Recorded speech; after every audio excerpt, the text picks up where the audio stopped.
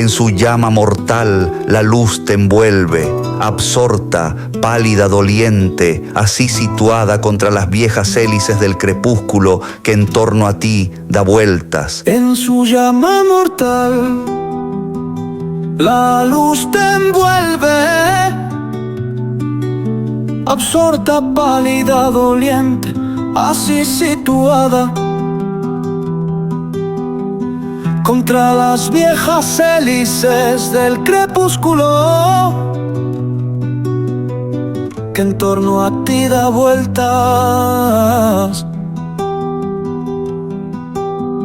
Muda, mi amiga, sola en lo solitario de esta hora de muertes, y llena de las vidas del fuego, pura heredera del día destruido.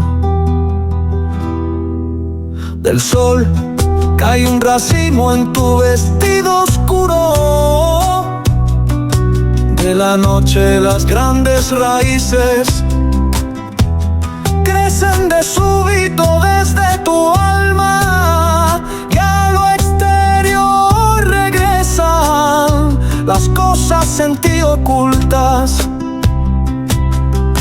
de modo que un pueblo pálido y azul de ti recién nacido se alimenta.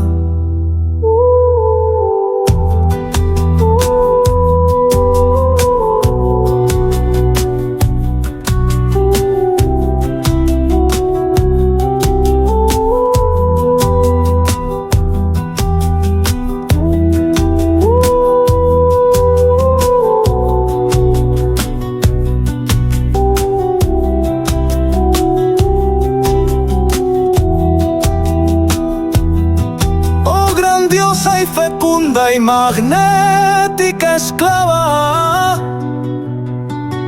círculo que en negro y dorado sucede, erguida, trata y logra una creación tan viva que sucumbe en sus flores y llena es de tristeza.